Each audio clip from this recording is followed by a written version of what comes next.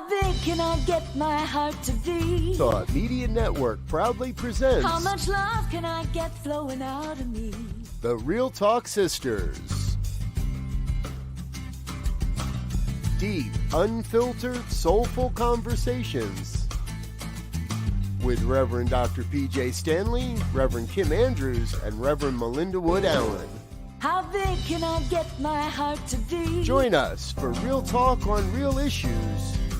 Tuesdays, 2 p.m. Central, 1 o'clock Mountain. And now, let's join the Real Talk Sisters. How big can I get my heart to be? Hey! Hey, everybody. Hello. How's it going? Going good. Miss you guys. I know. Yeah, we got to spend. Well, we will on Saturday. The Mad Hatter. Yeah, we'll do that. Yeah. Good. Your calendars. Well, welcome everybody. My name is Reverend Dr. Pjae Stanley, and I'm a senior minister at Harmony Spiritual Center in Fort Worth. And I am Reverend Melinda Wood Allen, and I am the senior minister at the Church of One Love in Dallas, Texas. And I am Kim Andrews. I'm spiritual leader at Unity Saxy in Saxy, Texas. All right. Welcome, everyone. Welcome. Well, hopefully we've got a good topic for you today. And certainly we started thinking about what we're going to talk about. This was a topic that resonated with all three of us. And so hopefully it'll be well, I know it will be because there's no end to what we can talk about together. So. It's true. So our topic today is how to cope when disaster strikes. So you want to do a little check-in real quick? Yeah, let's do that. Yeah, well, I'll go ahead because I've already been talking about it, and I kind of got suckered into, and it's my fault because I wanted to be a good citizen, and the elections are coming up here next week, March the 5th. And so I volunteered to be one of the election workers. Well, I thought I was going to be an assistant, but they put me in charge of it. And I figure out that the reason why they put me in charge of it because nobody else was stupid enough to be put in charge of it. So I will know for next time that I was just be. But anyway, so it's a lot of work, but it's interesting. It's really interesting. There's a lot of details and all of that. But I'm excited about doing that as well as doing really great with my life coaching. My life coaching is really starting to take off. I teach some classes at the community college, and a lot of those women that I teach there heard that I'm going to be starting a group, and they're very interested in that. So it's just kind of starting to have a life of its own. And I'm really loving that because that's my passion. It's what I really want to do, is to help people. And I think coaching, whether it's in group or live or virtual or whatever, I think that's the way to do it. So to reach more people. So there it is. I'm having a good week. Tiring, but good. Yeah. Good. Great. That's my check-in. I'll go next. Go So, ahead, Melinda. Hit it. yeah, I've had a little bit of a tough week, tough few weeks actually. Just a lot of sorrow, a lot of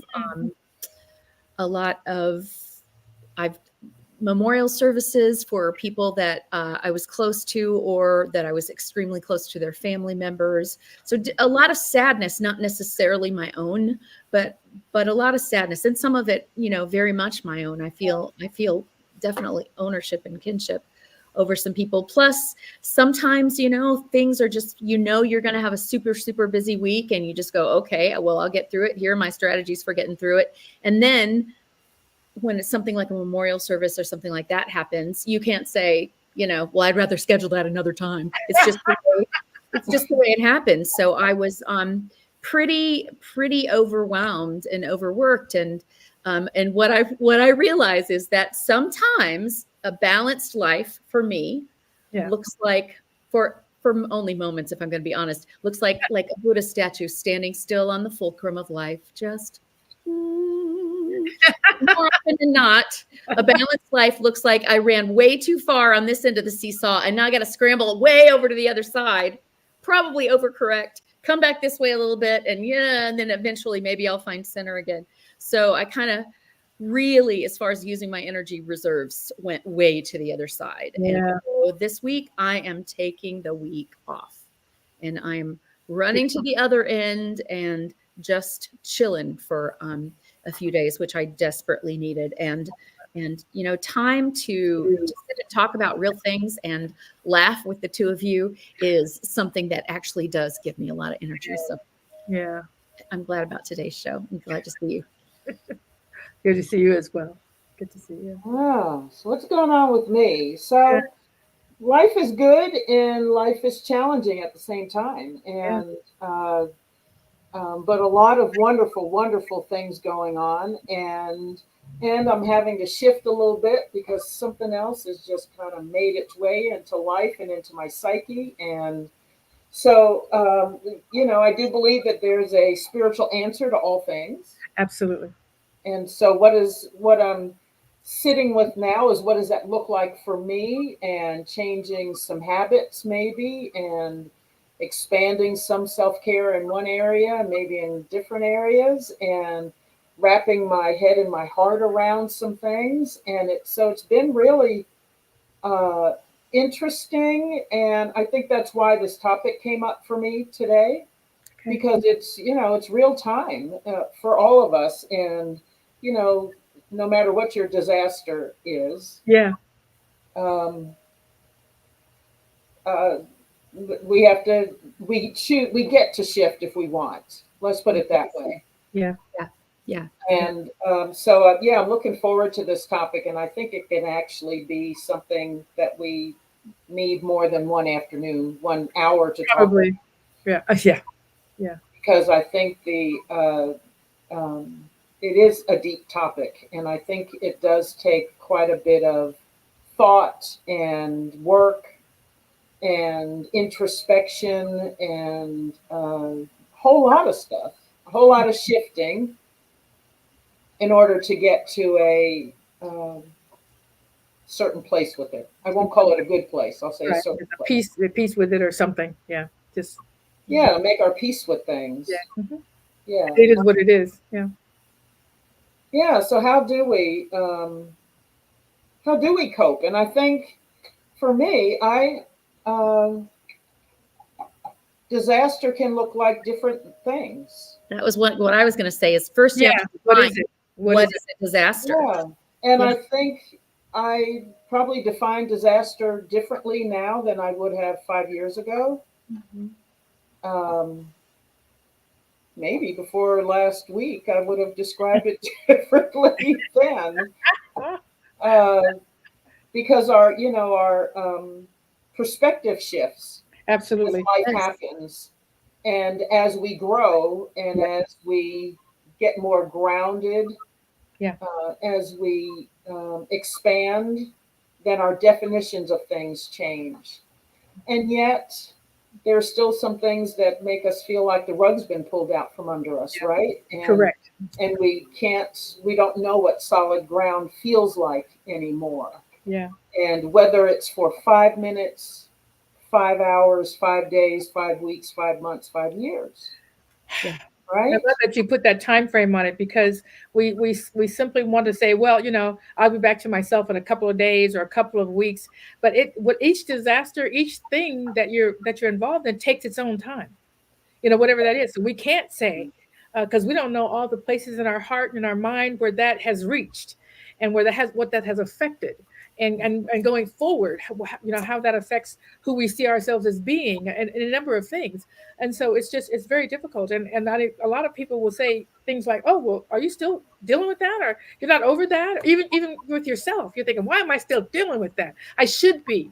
We're shooting ourselves and all this. So yeah, each one is just so very different in all aspects of the depth of it, the length of it, how long it's going to take, what you're going to learn. And there's always, if you're on this spiritual path, that there's always a learning, a takeaway that helps your evolution. Whether it's, whether it's something that you are going to incorporate, something you're going to stay away from, something you're not going to do again, something you're going to do differently. Who knows what the decision is going to end up being? But there's definitely an evolved you that comes out of every experience. But man, when it hits, that's not what you're looking at. You're looking at, safety, or trying to save yourself, or whatever, save your heart, or whatever needs to be saved in that moment. Yeah.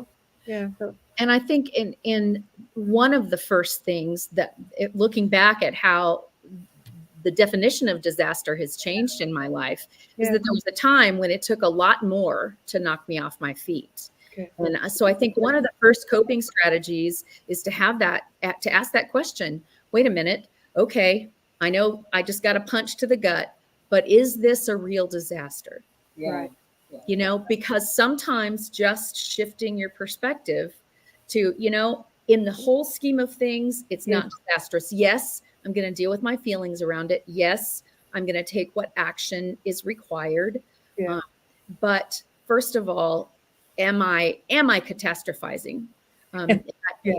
So there were some things when I was younger that was like, this is the worst thing that could possibly happen.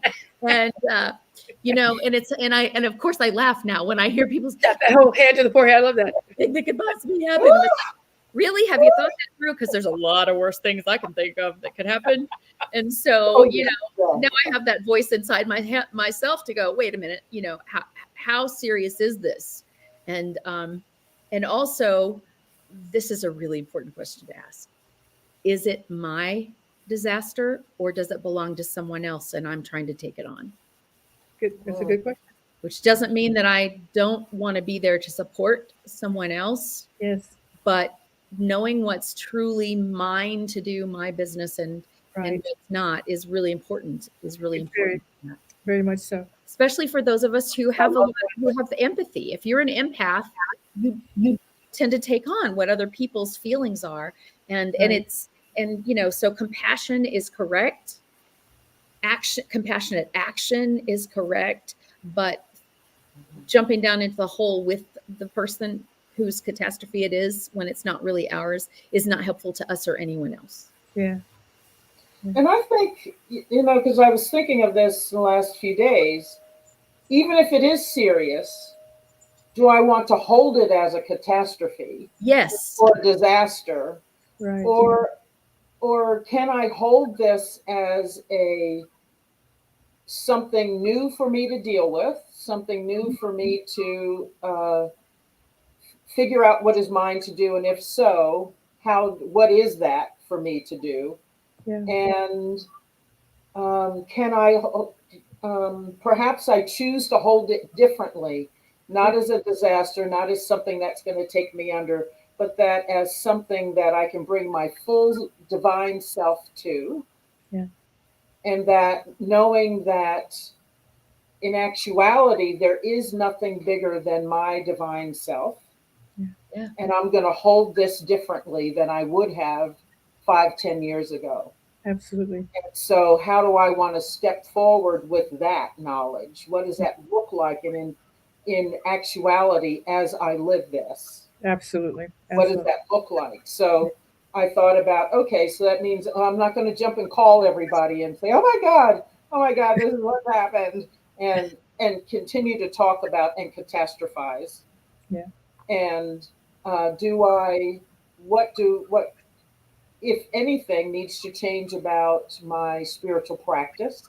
Can I deepen it? Can I expand it? Can I, whatever I need to do with it, to hold this now as something different than a catastrophe?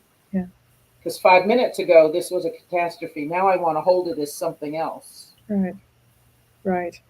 And so, yeah, now I'm thinking differently. Now I'm thinking and feeling and experiencing catastrophe differently. Yeah. And that's why I keep doing this. Air quotes. Yeah. Because what does it mean? Yeah. Yeah. That maybe this thing can be something different than a thing. Yeah. Yeah. And I love that. Go ahead. Yeah. You said something, Mel. Yeah. So that is to call everybody and say, look at this horrible thing, especially the people that are going to say, oh my goodness, you poor thing, you know, oh, that is the worst thing that can happen. And yet to reach out to the people that you know will remind you, hey, I'm holding space that God is way bigger than this. Yeah. And I'm holding space and I'm knowing for you how strong you are. If you can't quite know it right now, I'm going to know it for you. And so circling the wagons, but being selective about the wagons that you circle, because you don't need people to jump in the hole with you. You need people to stand on the sides and cheer you and lend a hand and pull you out if you need it, or or just say, hey, I can see you're gonna jump right out of this. You're already strong enough yourself. That is a big thing to do, and it requires a whole shift from the way I did life when I was younger, which was, getting people on my side. Yeah. Right. Yeah. You have a story to tell. And you want my side was people will go, oh, poor you, it's all their fault, and you, poor thing, or this is the worst thing that can happen. To a shift of people that say, no, there is no poor you. This is hard. I can see how hard this is. And, whatever of this I can help you with, I will. And you're bigger than this. And God is bigger than this. And holding, and, the people who will hold the space for you. Right. Yes. Yeah. And one of the things that, as you were saying, I want to hold it differently. And Shay, we see a comment from you. We're going to comment on that just a second. And what comes to mind for me is holding whatever it is holding it lightly, like it's not so heavy, holding it lightly with the absolute expectation and saying, okay, what does this look like? Waiting for God, Spirit, to show me what this is about. So, you know what I mean? What is this about? What are you, because I know something, the good is going to show up. I mean, it's not good now, but I know the good is going to show up. And so I'm holding it lightly and not so heavily so that I can see. And so that my expectation is that whatever this is, I'm going to come through it with some new knowledge, with an evolved self, with a firmer faith, firmer understanding of how God works in my life, all of that. So so even just calling it a disaster is is not holding it. It's not holding it like this. It's calling in something heavy. And so this is not what I would have wanted. I don't know what could be here instead, but I'm going to hold out for for the revelation. For the revelation. I'm holding out for the revelation. Yeah. And I want to say at the same time, we are our divine selves, but we have to honor our human selves. No question. And sometimes it's just like, I know that I'll come through this. I know that my higher self, that there's nothing stronger than that love that is me, that I am one with. And right now I feel like crap, and I'm going to honor that. I'm going to experience those feelings, and it's okay. And I'm going to call on, if I can't hold the space for myself or something bigger in this moment, are there people I can call on to say, I'm drowning. I need you to hold the space for me. There really is something. And I think this is like really present with me because I just finished doing a big training with my prayer partners on Sunday. Okay. And we were talking about that very thing about, how do you hold space? Sometimes you're holding space with someone, and sometimes you're just holding it for them because they are too hurt to hold it for themselves. Right. And it's an honorable thing to do for someone, but it's also respectful or honoring our human selves when we realize right this minute, I can't deal with that. I think of Jesus on the cross. He didn't say, oh, I forgive you all. I know you don't know what you're doing. He said, Father, forgive them. They don't know what they're doing. Yeah, right. He couldn't do it. He was saying, right now, I got all I can handle. But God, I trust that you have forgiveness. All right. And I'll get there. But right now I'm busy with I need you to do it. Yeah. I'm busy with all of this other stuff. And there's beauty in that, I think. And there's beauty in that example. Yeah. So Shay, there's a comment. I'm gonna go to break in just a second. And Shay Bird made a comment. I don't know. I don't know who Michelle Strong is, Shay. So I'm not clear about what the comment is. They're calling. I think they're talking to each other, not necessarily to us. They're saying, come on in. They're inviting people. So that's very awesome. Good. Okay, if that's the case. If not, give us some more. If it's different, say something different. Yeah. Yeah, exactly. I think it's about time for us to take a quick break. Yeah. Yeah. All right. And so, we'll be right back with some more thoughts. Thank you all for being here.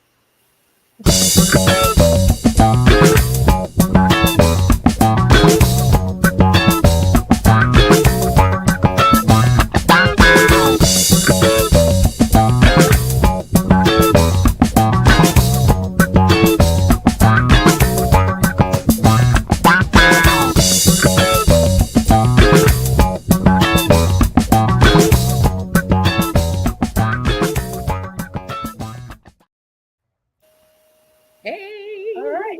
So we are back very quickly. And we're talking about what are we talking about? How We're to talking about how to cope. cope. What strategies for Yeah, coping with yeah, disaster, catastrophe, whatever you want to call it. And what? So for those of you who might be just joining us, we're talking about first you have to define what that is yeah. and know that in the moment you can change your perception and make it not catastrophic. Right. Like it's different, it's challenging, it's painful, it's whatever it is. Yeah, yeah. Like But you sometimes know, you gotta be in. Go ahead. well, disasters could be what we might consider a disaster, the sudden loss of a relationship, some kind of betrayal. Absolutely. Or it could be that our house burned down, Yeah. or we're in a massive flood and our whole community is gone. You I just mean, go ahead. Sorry. it could be a Holocaust. It could be I was just received a diagnosis of something that I know is going to change everything about my physical life, or someone who is very close to me received that diagnosis, and I'm going to be involved in their care. Um, Yeah. those things and anything in between as Well, well. you just talked about having a week of the reason why you're down at the lake, just having a week of mourning, pretty much, because you're losing a lot of members, people that you care for.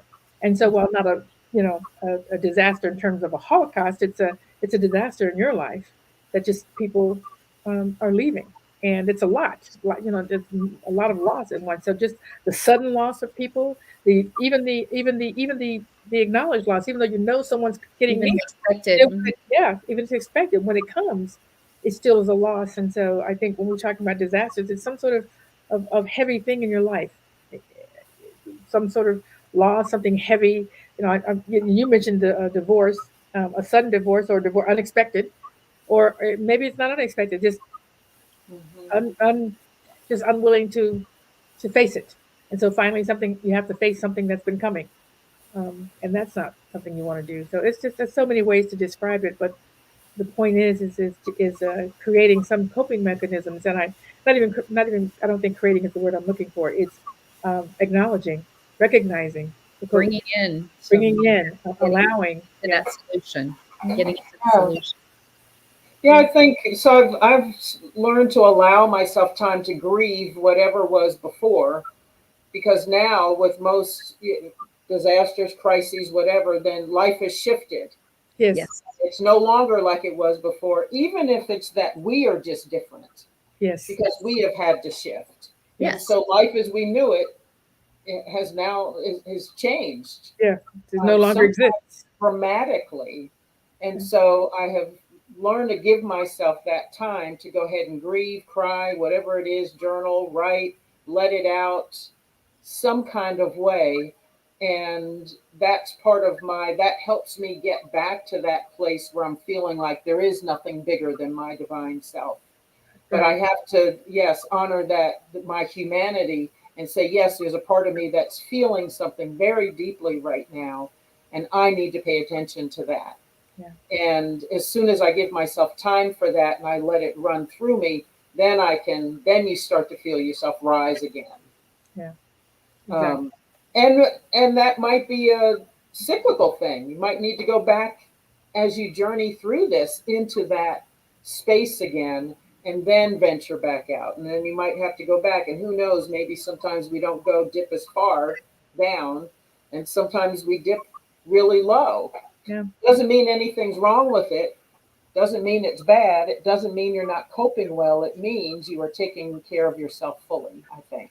yeah, yeah, and I know I'm thinking of the word crisis. When things come to a point where you can no longer hold on to what they were before because they have come to a point where there's going to, shift. Maybe that's the word I'm looking for. And I've always in my family, I'm the one that you call on when you have a crisis. And I think it's because for whatever reason, I'm able to focus on, okay, what needs to happen, what's mine to do right now, what needs to happen right now. And so yeah, you don't always get the time to grieve what was before, if you have to take action as to what is now. Someone's been in a horrible accident, they're in the hospital. You can't go all of those places. You can't grieve where they were before. You can't fear what's going to happen. You got to go, what do I do right now? Right now, I put my pants on. Right now, I get in the car. Right now, I make the phone calls I need to make while I'm driving to meet them in the hospital. Right now, I go and get the supplies that are needed. And so I think one of the strategies after the first thing I do is breathe. When I have to breathe with myself consciously. And if someone calls me, the first thing I do with them is breathe. Okay, let's breathe. Because we don't have time to process anything until we take some deep breaths. And it's a good thing to remember. But then we focus in. And what I've noticed, which is a beautiful thing, is that we get real clarity on what's actually important here. Yeah. Mm-hmm. And all the stuff that 5 minutes ago we thought, I got to do this and I got to do this and I got to do this or the whole world's going to come apart. You realize I don't got to do any of that stuff because I got something important going down right now that I need to focus my attention on. Yeah. So this idea of really focusing, that's one of the things that crisis does for us, is it allows us to focus on what's really important. And there are times when I have to wait until something physically has shifted in the crisis before I can begin the grieving process about it. I'm in order to be present for it. I don't know if that's true for you or not, but in order to be present for it, sometimes I got this grief. I feel it's right there, but I'm going to put it right here on this shelf. And I love you. And I'm going to come back to you. I'm going to spend as much time with you as you need. I will take care of you. I promise. But right now, here's what I have to do. Yeah. And I think, each thing is, as I said earlier, and we've all said it, each one calls for its own, whatever it needs. And certainly when my sister passed away, just unexpectedly, no illness, nothing, just gone. And I was overseas. There was no stopping the sorrow. There was nothing I could do. There was just tears, tears, tears, tears, tears. They were right there. But after that, there was a shift in being in terms of me thinking, what's important? What did I let go of? Did I and examining, what did I do with her while she was here? Did I spend the time? Did I and thinking about what am I doing with the other loved ones? So it makes you think about your life. Mm-hmm. Some of them. I mean, I don't know that all of them do. I'm just talking about what happens in different situations. That particular one, my mom passing away didn't make me do that. My sister passing away brought a whole shift in how I looked at what was important for me to get done now and not put off anymore. Yeah. But there was plenty of time to grieve. I had no choice. It was right there. I'm sure people were looking at me, what is going on? Let me get away. Because I was crying in public. I was crying everywhere. It was amazing. So it is what it is, right? And I allowed myself to be that. I just didn't try to not do it. I couldn't anyway, if I tried, and I did. It didn't work. Yeah, I remember when my father passed away, I remember vividly, there were moments because my mother was kind of checked out. My sister had already passed away, so I'm now the oldest child. My brother wasn't around much. So I was fielding everything, the logistics, the details, and everything else. So I would go in moments from being this take charge kind of person, and then minutes later I am crying, and I'm outside, I'm probably hyperventilating, and then I would come back in, somebody would signal they need to ask me about something, and I would talk to them, and here I am, take charge again 10 minutes later. I'm in a fetal position in the ladies' room. But that's how I coped. That's how I made it through. Yeah, and absolutely. So, I could put the sorrow on the shelf here because my brain shifted because somebody needed me. And as soon as I could go back to my tears, I did. And it went back and forth like that. Exactly. And it's interesting now when I think about that. But I remember being in that and being able to just flip that switch instantaneously. And I would just do this. Okay, all right. Now, what is it you need? And I would think, and then I would go do that thing, and then come back, and then I'm out again, and or crying in somebody's arms, and yet that's how I made it through. Right. Yeah, right. That's how I made it. Whatever we need, giving ourselves permission to be and do whatever we need. So what I'm hearing here is we don't judge it. No, We No. don't judge no what's need to happening. judge it. Don't judge it. No need to judge it. It is what it is. Let it be what it. Let it like what Ray Charles says. I just let it do what it do, baby. Let it do what it do. Let it So do what it do. let it do what it do. Uh-huh. That's what I do, boo. That's what I do, boo. Exactly. So yeah. I think I also, I wrote down as I was taking some notes for today's Yeah, discussion. I also wrote down a question which I often ask myself: what do I really want now? Yes. And it might be that yes, there's a crisis presenting itself, but probably what I usually want is peace. And how do I make that happen? And how can that show up here, even in the midst of all that is going on? Heavy or not, no matter how I have discerned it to be, what do I really want from this? So it may be like Pjae was saying, maybe this is really a signal to me about how important my relationships are with those that are still here on this physical plane. And what does that look like? And how might I want to change things if I need to change things? Right. How do I want to hold the loss of my sister, and what our relationship was like? Was it what I wanted it to be? If not, then how do I make peace with that if it was not what I wanted it to be?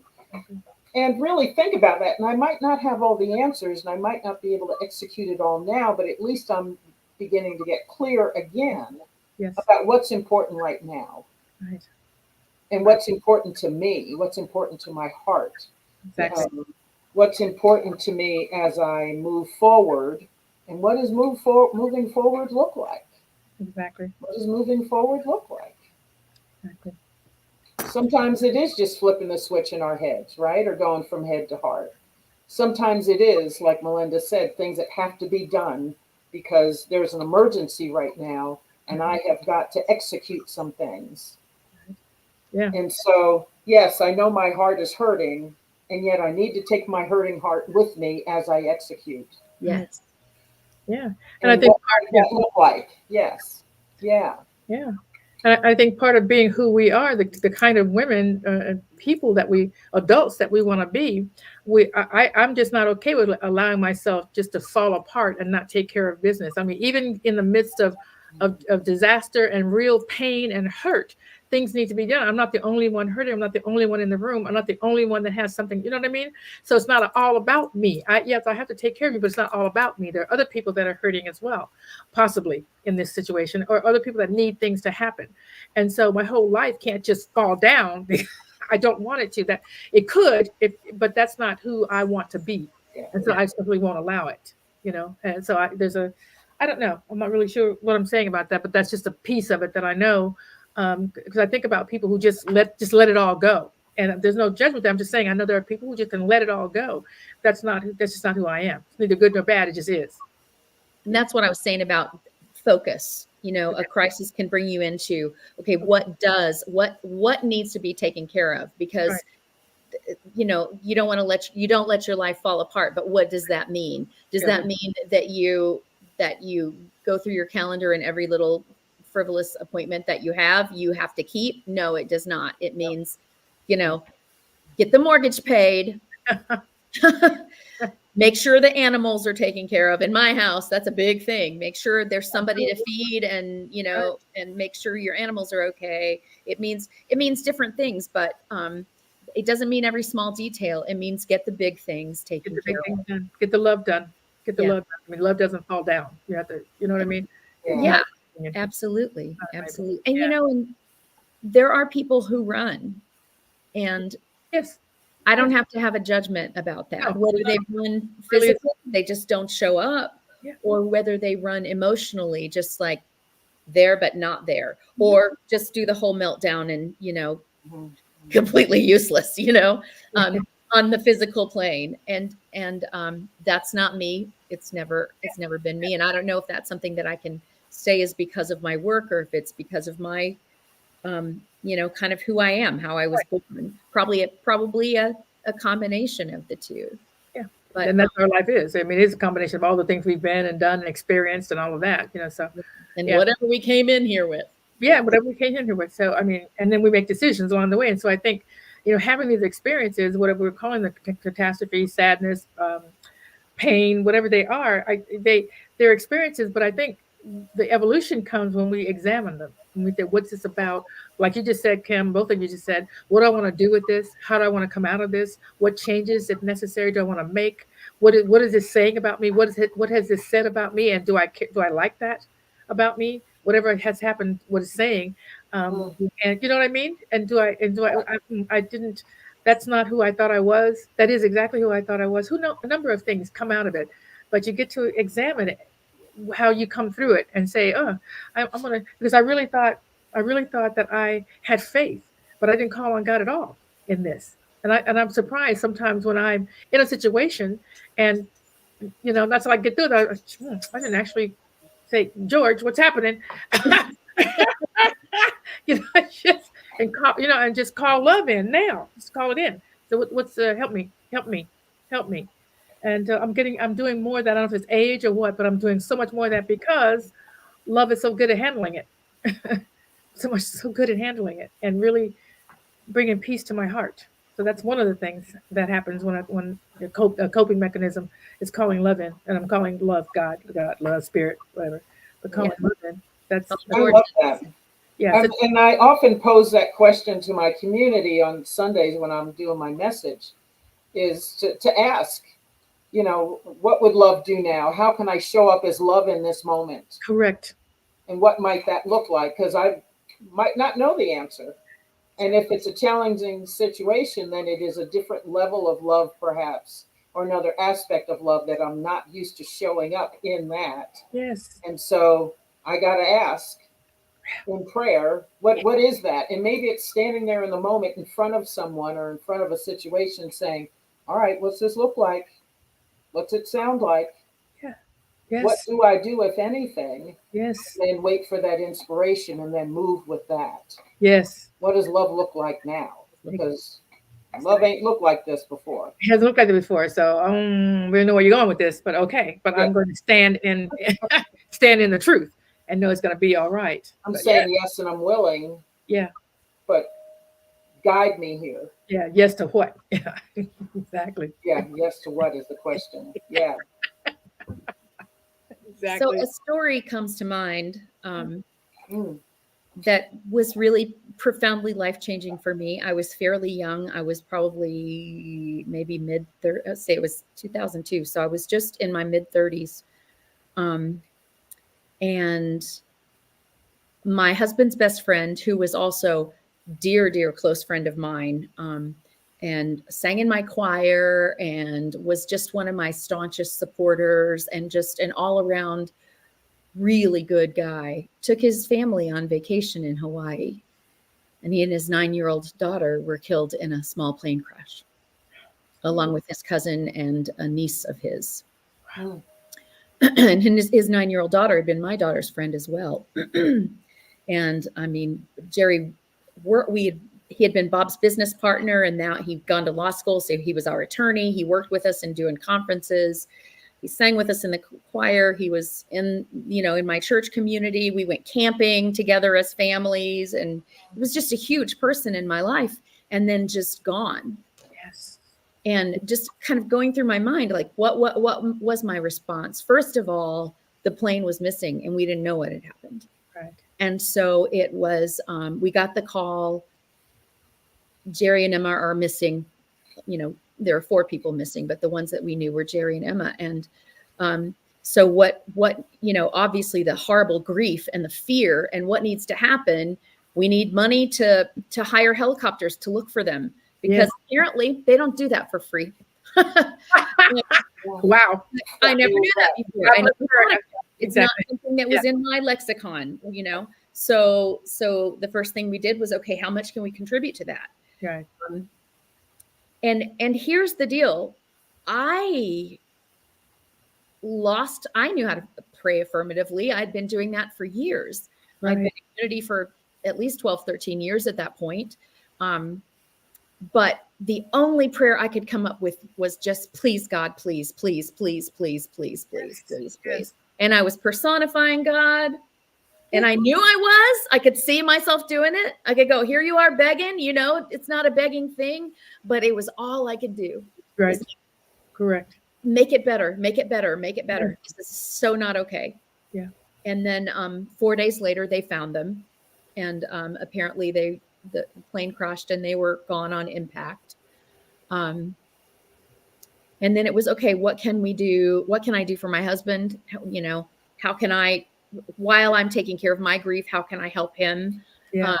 How can I help the community? And actually, I had called together a whole prayer service in our church, and before the plane was found, and all of us were there to, put our prayers toward, I guess we were praying affirmatively, but we were praying affirmatively for an outcome we wanted. Right. And about a half hour before the prayer service began is when I found out they had found the plane and they were dead. And so I'm leading this prayer service with these 300 people. And in my heart, I'm going, God, you have let me down. Yes.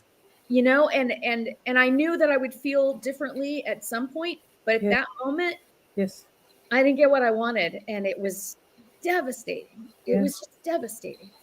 The man was 42 years old. Yes. I was 9. Oh, yeah, exactly. And I just saw our whole lives profoundly change. They were just so much a part of our family and who we are. He was best man at our wedding. He was, whatever. So, for several months after that, I continued to do what I knew to do, which was to pray affirmatively, to meditate, to whatever. But also, I, in a lot of ways, lost my spirituality.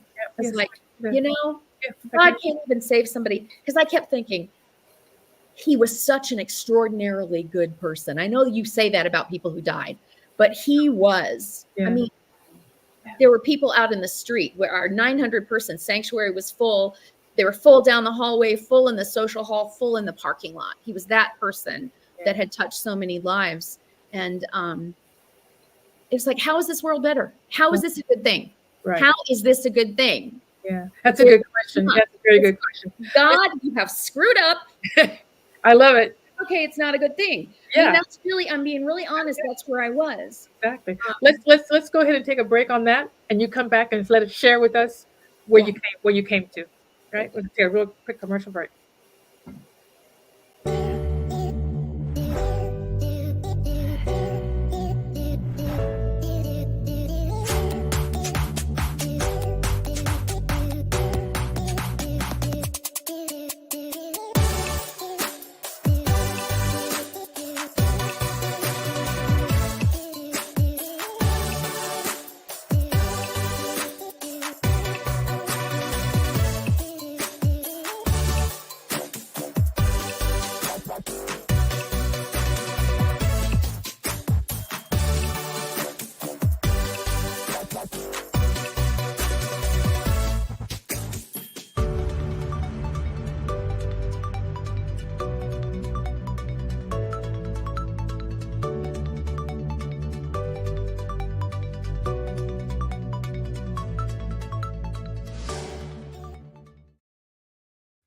So yeah, feeling like God screwed up, and that's not how you feel normally. But when a disaster happens, oh man, emotions take over. So what happened after that? But I'll tell you what. There have been many gifts, but two of the most profound things that happened for me was I was writing a letter to his parents and Emma's grandparents, and just expressing, I have no words. I don't know what to say. The only thing that I can say to you is that Jerry was love and Emma was love personified. And that love is not gone. It is not gone. It is here for you. It is here for me. It is here in the world. I have to believe that with all my strength. And just in writing that, because I was trying to think, what can I say to comfort them? There's nothing you can say to parents who've lost their child. No. But that was a truth that was ringing within myself. And it clarified for me that truth. And for the next year, when the word God just made me angry, it's like, God, totally screwed up, let us down, What I knew was I don't know if I can believe in that, but I believe in love.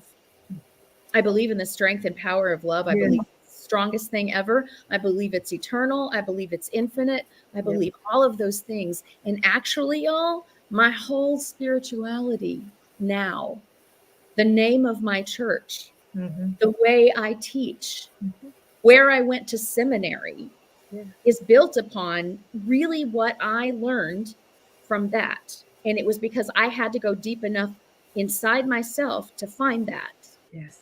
And it was my guiding light and has been a guiding light for me ever since. And I'm grateful to God. I'm grateful to Jerry. I'm grateful to Emma. I still would prefer that they were here. Absolutely. But that wasn't my decision to make. And these profound gifts have come. Yeah. That's beautiful. It's just beautiful. And that's what I'm, whenever something happens, I'm waiting. I'm waiting on the good. Something, it's like there's a pony in here somewhere. It's a pile of crap, but there's got to be a pony in here somewhere. And so I'm just looking for the pony. Looking for the pony. Looking for the pony. Anybody else got a specific story you want to share to kind of illustrate? We're defining what disasters are, catastrophes, and loss. And you think about all that happened and changed during COVID. I mean, it was an immediate shutdown around the world. Right. Everyone. Now that is a catastrophe. I mean, that is a big worldwide catastrophe that we all felt and had to go through. And yet, what did we learn? I mean, what have we learned from that? I didn't choose it. No, we didn't choose all the things that we ended up having to do or having to be to cope with it. I got an opportunity to spend a year with my sister and her granddaughter, Nyla. And it reminded me of, and she's my great niece, and it reminded me of times when I spent with my great aunt, and there were some of the best times in my life. And and she still now talks about the things that we learned, the things that we did together. So I don't know exactly what I'm saying. Just I guess it's about naming things. I think it's about naming things, calling things a catastrophe. Yeah, it's not what we expected. It's certainly not what we wanted. But what's the love that's going to come out of this? What's the learning? What's the expansion? What is the expansive nature? That's what I'm looking at. Not everybody comes out expanded. I get that. Some people are just wounded and can't do it. But I think for us, because our journey every single day as ministers is to find the love, to find the truth, to find the experience, to see what is this teaching me? What's mine to know now? What are you telling me, love? What do I need to know? And so that's the kind of how I look at it from the opposite end. When you've gone through it, I'm looking at it. What do you want me to know? What is it you want me to know about myself, about the world, about what's possible? And for me, it's always about coming back to the one thing, and that is the expectation of good, the expectation that love wins, no matter what happens. That love wins. It wins every time. So that, I don't know, that just makes me feel stronger and not as worried about a catastrophe when something happens. Yes, I'm sad. Yes, it's something you have to deal with, but it doesn't knock the life out of you. In fact, I'm expecting more life from it. Which is not to say that I'm glad that happened or this happened for a reason. And people ask me that a lot. Are you saying this happened for a reason? I don't know anything about that. What I know is it happened. It happened. It didn't not happen. It did happen. It happened. Now what are you going to do? That's what I'm talking about. And will you make meaning of it and take something good for your life? Correct. What? Yes. Will you use it as proof that you're a victim and that the world is not good? Right. Either way. Choice. And all that's a choice. All of it's a choice. It and is. We get to either shut down or ask questions, get curious. Yes. Yeah. How can love show up now? What might be the greater good? How can I be open to something else? How Right. can I move through this and not catastrophize? Yeah. How can I show up? And how can I glean something good from this? Yeah. How can I be thankful for something? What can I be thankful for in this? Right. Not that I'm thankful, like you said, Melinda, for it, but I can be grateful for something in this. Yes. What is that something? Yes. I know, just like I love what you said, Pjae, that, for me, what I get to is that I do have it all inside. Whatever it is that I need to walk this path, Yeah. it is within me It because is. it's here. And I believe if it's here, then I've got it. Yes. Right. And I just need to be open to that. And yes, I may not have encountered this particular strength, this particular skill, this particular amount of resilience, whatever it is that I am here to discover about myself. I do know at least that rationally in the moment that yes, I have it. And I don't know what it is right now. I don't know Right. what this will require of me. I don't Right. know what I will discover about myself, but I'm willing to discover something. And Correct. I'm willing to move forward step by step and say, perhaps, because I know it's there. And so sometimes I have to say it to myself out loud when life shifts. And I may have to say, I do believe that I have what it takes to move through this, and I will discover that. Right. Sometimes I need to hear myself say it, Say it out loud. but I say it. Mhm. I say Yeah. it because I believe it. And if I have said I believe that and that is true for me, Yes. then it show up here in this moment. Right. At some point, it'll show up for me. Right. So Yeah. I'm gonna, here we go. And here we go, Spirit. Here we go. Here we go. I'm expecting some Here good things. It's gonna be great. Buckle up. That's what I say to if I'm counseling someone. That's the first thing I bring that into the opening prayer. I acknowledge that whoever it is has all he needs to be completely happy and healthy and in one with God already right now. It's already there. It's Right. already there. And so we're acknowledging it, we're invoking it, we're inviting awareness of it. And so I love that you say it to yourself. It's funny. I say it to other people. I'm trying to think of whether I actually say that to myself. It's a very good practice. It's great, Kim. I love it. Yeah, because sometimes I need to remind myself, because, like you said, we do this work, we do it for others, but sometimes I'm in need. Mm-hmm. And I need to affirm it for myself. I need to get to not just belief, but knowingness. Knowingness. Mm-hmm. Yeah. In the midst of whatever's happening. Yeah. And I might be repeating it throughout the day. Throughout the day, throughout the week, who knows how long it's going to take? I know I got what it takes to do this. Yeah. And maybe I'm doing it right now. Maybe it's happening right now, and I just don't know what to call it. And that's trust. That's saying, yeah, I've given it to Spirit. I know that my higher self is on it. I absolutely expect it. May not have let my human self know about in on the secret yet, but I know it's on it. I'm on it. Yeah, I know it yet. Yeah, and I know, we get, just in this human body, and just, this is who we are. We like the comfort of knowing what's next. We have the comfort of knowing what's next. And so I'm not sure how much new things or how much greatness we would let evolve and expand out of us if we weren't pushed into it. If something didn't step in front of us and go, no, it's time for you to let this out. And so this experience right here will show you some more good news about you and what you're capable of. So Some more good news. More good news. So I see Carrie in the chat has said, divine order will always be surrounded with love. Absolutely. That's a beautiful way of putting it. So what's going to happen is going to happen. Yes. And there's always love. Look for it. Yeah. Look for it. Yeah. Expect it. Look for the love. Expect the love. Ask for the love. I don't know if you've seen it, but I think it's on TikTok, but there's this woman who's in character, and she's on her cell phone and she's calling Jesus. Oh God, I love her. Oh my gosh, I love her. Right? And She's she'll call him. She'll say, "Hey Jesus, this is me again." And I was just wondering, you said to forgive 777 times. So I'm at 778.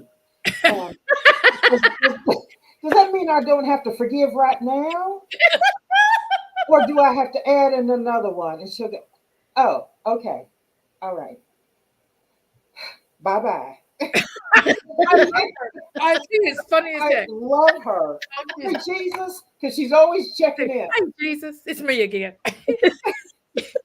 When you said that we should take our loved one out into the desert. Now, do I leave him there? Or Does it matter what desert, Jesus? Because I'm wondering. it does. It does. Okay. Is Las Vegas okay? Oh, okay. Okay. All right. Like she's not buying. She's like, "No, I don't like that answer, Jesus. So I think I'm calling somebody else right now." And that's exactly it. It's like I'm looking for a different answer. That's not the answer I was looking for from you.